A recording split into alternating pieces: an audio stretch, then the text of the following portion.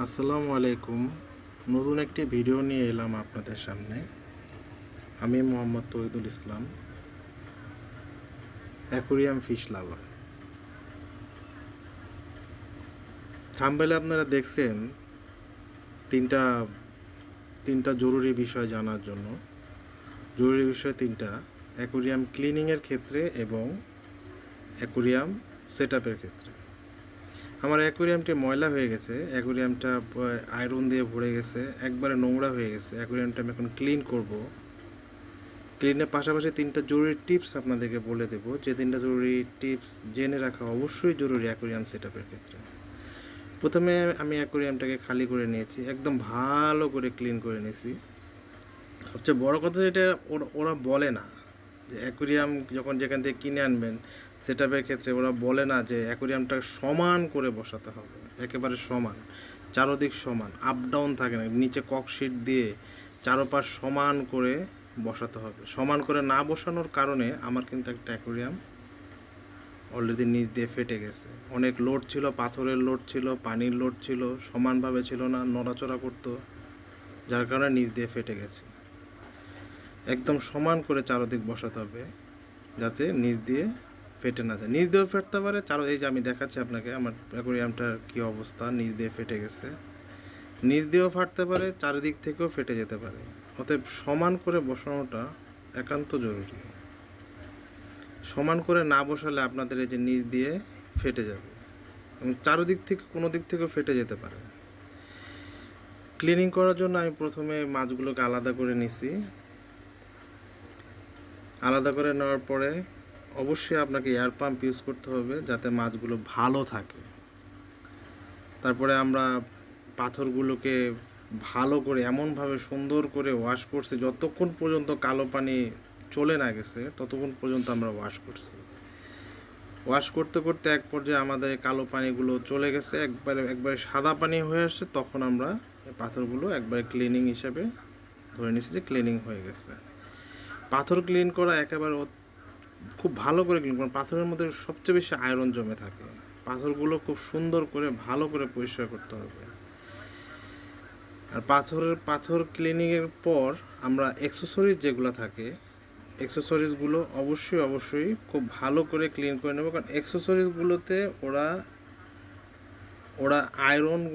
পানির আয়রনগুলা বেশি জমে থাকে এবং পানির আয়রনের কারণে অ্যাক্সেসরিজগুলো যেগুলো ফুল টুল থাকে, প্লাস্টিকের ফুল টুল থাকে, আমরা চিন্তা করব যে যত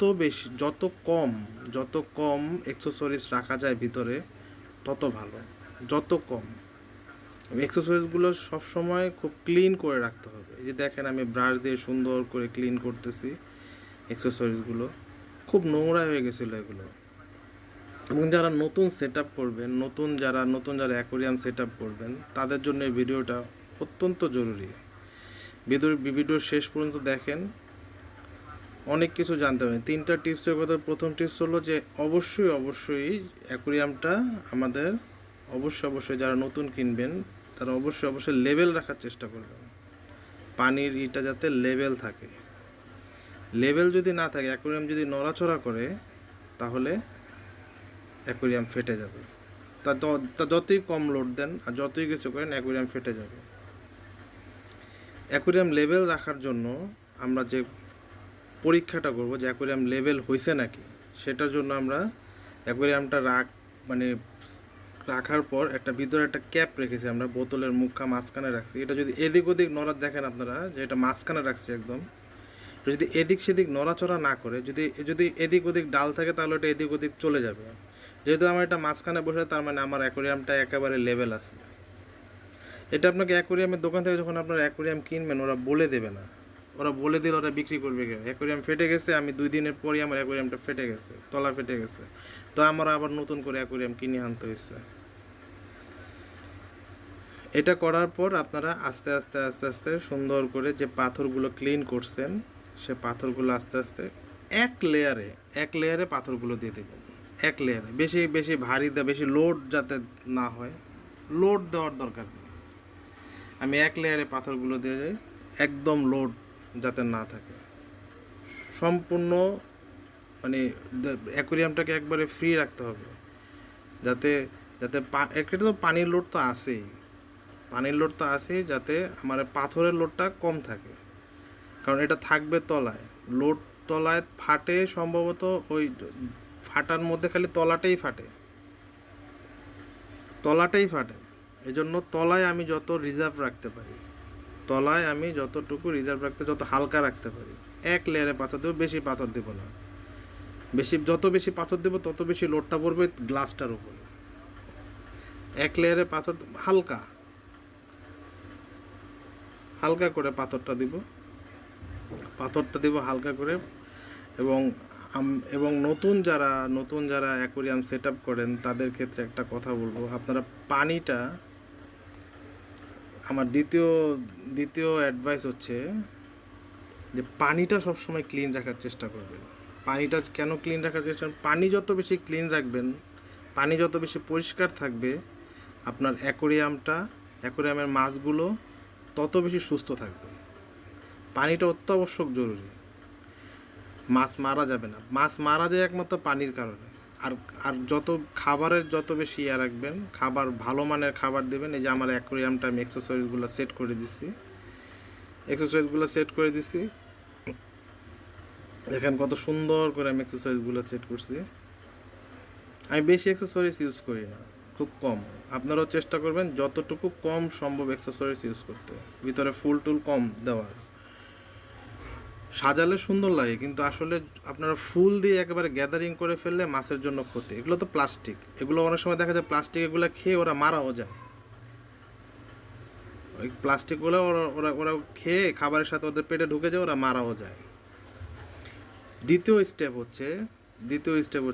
যে টিপসটার কথা বলবো, প্রথম যখন স্থাপন করবেন, পানি কখনোই ট্যাঙ্ক ফিল আপ করবেন না, অর্ধেকের একটু বেশি ফিল আপ করবেন ট্যাঙ্ক। তারপর 7 দিন পর আপনারা ফুল ফিল আপ করে দেবেন, 2 ইঞ্চি গ্যাপ রেখে ফুল ফিল আপ করে দেবেন। এই 7 দিন পর আমি ফুল ফিল আপ করে দিচ্ছি, একেবারে 2 ইঞ্চি গ্যাপ রেখে ফুল ফিল আপ করে দিচ্ছি ট্যাঙ্কিটাকে। এটা হলো দ্বিতীয় স্টেপ। কখনোই একেবারে ফুল ফিল আপ করবেন না পানি দিয়ে, তাহলে ট্যাঙ্কের উপরে ট্যাঙ্কটা বসবে, অর্ধেক দিবেন, ট্যাঙ্কটা বসা পর্যন্ত সময় দিতে হবে।